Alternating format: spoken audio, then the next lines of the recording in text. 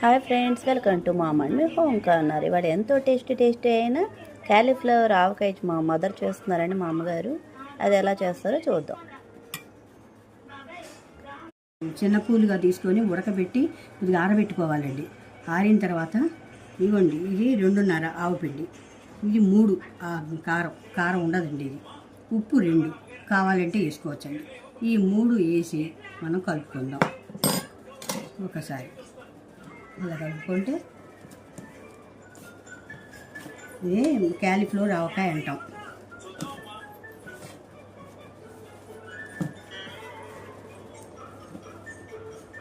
ఇలా కలుపుతాము. ఇది తిరుమాత పెట్టానండి. మన తిరుమాత గింజలు తెలుసు కదా, ఆవాలు, మినపప్పు, జీలకర్ర అవన్నీ వేసాము. కరివేపాకు వేసుకునే వాళ్ళు వెల్లుల్లిపాయలు వేసుకోవచ్చండి. మేము ఇంగు వేసాను. వేడి మీద ఒక్కర గోరెచ్చి వేడి మీద వేసేసి కలిపేయచ్చండి. తర్వాత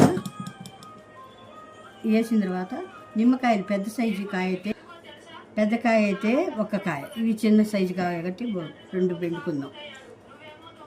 ఇలా పిండేసి క్యాలీఫ్లవర్ పెద్దదా చిన్నదా? క్యాలీఫ్లవర్ పెద్ద పువ్వేనండి. ఇది కాకపోతే ఉడకబెట్టి అన్నీ చేశాక ఇలా వచ్చింది.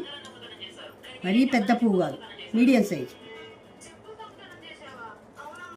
పెట్టాను.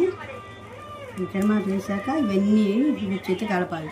కూడా నిమ్మకాయ కూడా 2 కాయలు పిండాను, చిన్నవి. పెద్దవి అయితే 1 కాయ, చిన్నవి అయితే 2. ఈ క్యాలీఫ్లవర్ ఆవకాయ వేడి అన్నంలో నెయ్యి వేసుకొని తినండి, సూపర్గా ఉంటుందండి. ఎలా ఉందో చూసి చెప్పండి మాకు. సరిపడా నూనె వేసుకొని తిరుమాత వేసుకున్నాము. ఉప్పు ఒక 2 స్పూన్లు కావాలంటే వేసుకోవచ్చు. ఆవపిండి 2.5, 3 స్పూన్లు కారం ఉండదు కనుక 3 స్పూన్లు. మేము కొద్దిగా ఆయిల్ తక్కువే అండి, అందుకని ఆయిల్ కొద్దిగా తక్కువ వేసి మీకు కావాలంటే కొద్దిగా వేసుకోవచ్చండి. వేసుకునేవాళ్ళు వీళ్ళు తినరు కనుక కొద్దిగా వేసాం. అది మెంతి పిండి 1 అర స్పూన్ చాలండి.